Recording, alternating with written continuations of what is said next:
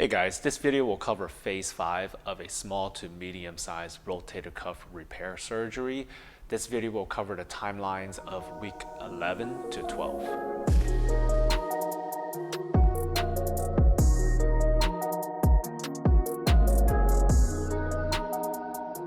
The goal in this phase of rehab is to maximize use of your arm and to maximize your range of motion. The precautions in this phase starts to become a little gray because we're trying to focus on strengthening.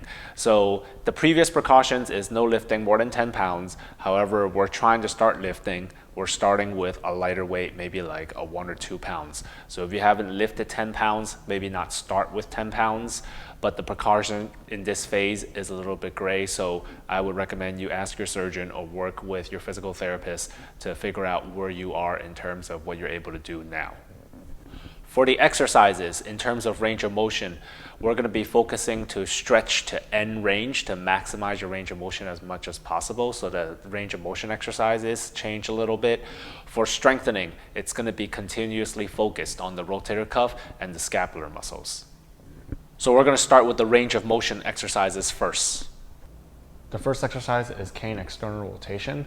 So previously we have precautions to hold on external rotation, mainly because you don't really want to stress the repair. But now, since we're almost 3 months out, you want to be able to stress that repair, or more so the muscles, to allow you to get external rotation back. So you're pushing it to end range, you're actually bringing the arm out to the side, using a stick. I have a cane here. The handle is very helpful with the cane, or you can just use a stick.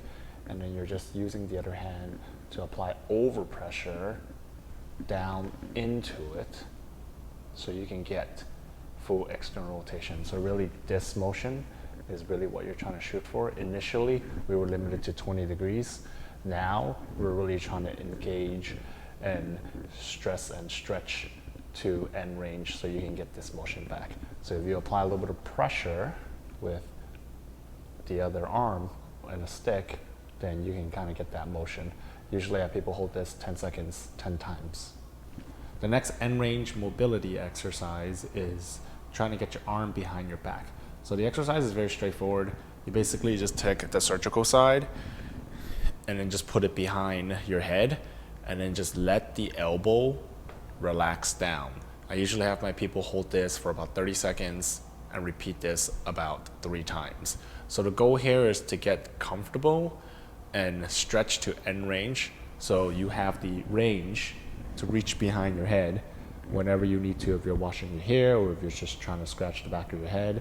This is a very functional range and position for the shoulder, so it's important to achieve and restore. So the next exercise is getting your hand behind your back. So this is the surgical side. You need to be able to achieve this motion.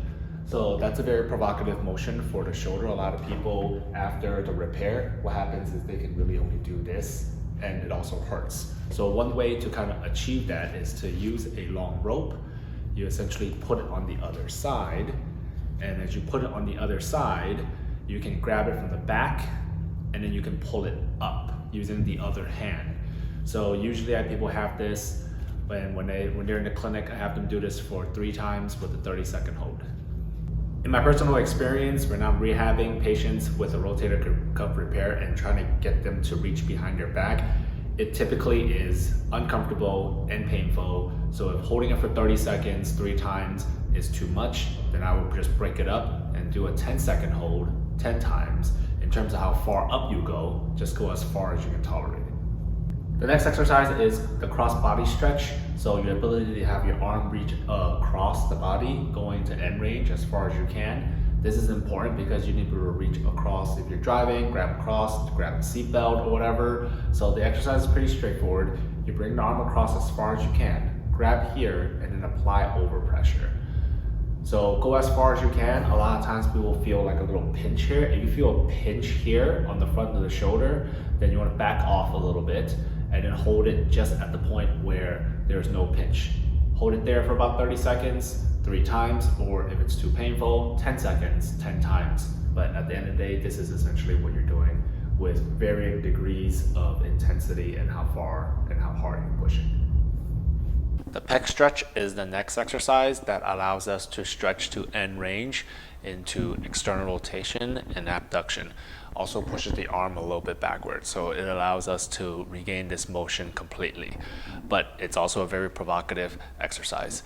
So there's 3 ways to do this to ensure to meet you where you are tolerable, where it's tolerable for you. So the first way, which is the easiest way, is to have the arms off to the side. I'm using the squat rack here, but at home I typically have people do this in between a door frame. So you stabilize the arm, and then you just take a half step forward, letting your body go forward as your arms stay in the back. You should feel a stretch in the front of your chest, kind of like in these areas. So this is the position at which you can feel a stretch and not have it be as painful.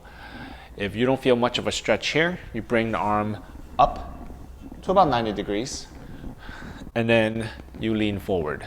Same thing. If you don't feel much of a stretch here, the most intense version is to have your arms up and then lean forward from there. You probably get the most stretch here, but this is also the position where it's most uncomfortable. So if this is too painful or too much, then you just bring this down and hold it there. And when I have people do this, it's typically about 30 seconds 3 times. If it's too painful, then 10 seconds 10 times. That's all for the range of motion exercises for this phase of rehab. We're going to go into some of the strengthening exercises next. So the first strengthening exercise is called a shoulder trio. So there's 3 exercises in one here.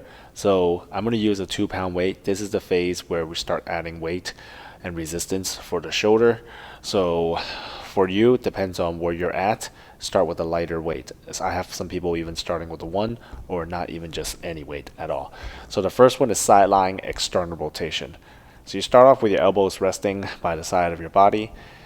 The weight is all the way down towards your stomach or your trunk, and then slowly you bring this up about a 2 to 3 second time to bring it up, and then a 3-second hold at the top, and then taking 3 seconds to come down. So you're just going really slow. So again, 3 seconds going up, 3-second hold up at the top, and then taking 3 seconds to come back down to your body. So you do 10 of these. After 10, we move on to shoulder flexion. So this is, you start off by your side, arm is straight, and then you just basically lift it up into the overhead position, taking 3 seconds to go up, 3-second hold up at the top, and then taking 3 seconds to bring it down. Again, principle here is slow and control. That still applies to the next one. The next one, you bring the arm, it's horizontal abduction. Bring the arm forward. This is the starting position. Taking 3 seconds to bring it up. 3-second hold up at the top. And then bringing it down with 3 seconds. And then you do 10 for the first one, 10 for the second one, and 10 for the third one. And that is your shoulder trio. Shoulder internal external rotation is going to be the next exercise. These exercises strengthen the actual rotator cuff. So these are ones where we, in this phase, is when we start to initiate strengthening of what's repaired. So all you need is a resistant band like this.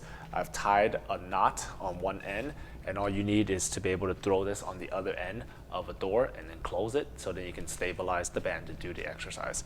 So I'm gonna take this knot, I'm gonna just throw this on the other end of this door, close it. So now I have an anchor here. So the exercise, first of all, is external rotation. So we're strengthening into external rotation. We're no longer stretching into external rotation. So we start off holding the band like this. The arm is pointed forward. This is the starting position. There's already tension on the band, and then you just go out. So the most common compensating patterns that I see is people tend to do this. So you want to keep the elbow close to the body, because when you do this, you're not really working on the external rotators. This is a tricep extension. Now we're working on your triceps. So you would keep the elbow close and really just focus on rotating the shoulder out. That will ensure that you get the external rotators, which is part of your rotator cuff. When I have people do this, usually it's up to a total of 30, either 3 sets of 10 or 2 sets of 15. After external rotation, we're going to go into internal rotation to work on your internal rotators, which is also part of your rotator cuff. So you basically just flip the exercise. Instead of going external, we're going internal, but you want to make sure the band is resisting you in the opposite direction. So you hold this, make sure you start with tension. The starting position is the same. You hold the band out this way, and then we're just going in for internal rotation. And the repetitions are the same for a total of 30, either 3 sets of 10 or 2 sets of 15. The next exercise is going to be prone T's. So before we were doing prone I's with the shoulder extension, so we were doing this exercise. So this is a progression of that. So this would be a replacement to the prone I. So the prone T is your arms are off to the side, you're facing down. You still do the same thing by setting the shoulder blade. So by setting the shoulder blade, I mean squeezing the shoulder blade, okay? And then you're bringing the arm up after that. Make sure your thumbs are pointing upward to help engage the rotator cuff when you're doing this. 10-second holds, 10 times is typically what I have people do. Make sure when you're doing this exercise, you are not shrugging your shoulder blade in place of squeezing your shoulder blades. Those are two very different things. And a lot of times people don't know when we're shrugging or when we're squeezing. So I would highly recommend, if you're doing this by yourself, record yourself so you can see whether you're bringing your shoulders up towards your ears, because that would be shrugging and that would be incorrect, versus you squeezing your shoulder blades and then bringing those arms up. 10-second holds 10 times with this. Push-up plus is the next exercise. So this is a progression from weight bearing from the shoulder taps to the ground, and just changing the angle where your body's over your shoulder a little bit more. So you go into a modified push-up position, just meaning it's on your knees versus being on your toes. Okay, so in this position, you're essentially allowing the shoulders to retract, but keeping your elbows straight. Your elbows don't bend. Keep your elbows locked and straight. And then you're pushing your shoulder blades forward and rounding your mid back. So the exercise looks like this. Going in into the shoulders, and you're going out. So all the motion comes from the muscle called the serratus anterior, which then allows you to protract the shoulder, and as you relax, you retract the shoulder. So protract, and then relax. And there's no hold to this. The crucial thing to do in this exercise is going slow and control. And once you feel better with this exercise in terms of putting weight on it, and then you can go onto your toes and then do the same thing. It's going to be a lot harder because now you have more body weight on your shoulder. And when I have people do this, we start off from 10, and after 10 we go to 20, and after 20 we go to 30. Last exercise for this phase in terms of strengthening is called the Serratus wall slide. So with this, you need a foam roller or something where it's a row where you can use this to roll up against the wall. So you want to put this up against the wall, have your arms, have your hands and wrists on it. So at the wrist line, that's probably what I would start off with. Essentially, the exercise here works on the serratus anterior. So this is the muscle that allows you to bring your arm up and over. So you start here, and then you apply pressure forward onto the foam row. So you don't want to apply pressure by extending your elbow. You don't want to do this to apply pressure. You want to do that to apply pressure onto it. So you're not really leaning on it to apply pressure on it either. So it comes from, it's kind of like the push-up plus exercise technique, where you're rounding your shoulders and you're protracting those shoulder blades into the foam row. Hold that pressure as you protract into it, and then just slide up and get the foam row towards your elbow. Maintain that forward protraction, and then as you come down, you're also maintaining that forward protraction. This is just a slow and controlled exercise. There are no holds here, and then you just bring it down from this position. I typically have people do this about 10 times. When you're going up, it's not more so straight up that way, it's more so off to the side at an angle. So when you're bringing this up, maintaining the protraction, you're going off to the side, almost creating like a capital Y is what you're doing here. and then you're bringing it down. Even when you're bringing down, you're maintaining that protraction. 10 is what I usually have people start with. This is it for phase 5 for range of motion and strengthening exercises. These sets of exercises is going to be what you're going to focus on for these 2 weeks between weeks 11 and 12. Stay tuned for the next video. Next video is going to cover phase 6, which will be the timeline of weeks 13 to 16. And then there's going to be one last phase, which is for return to sport and recreational activity.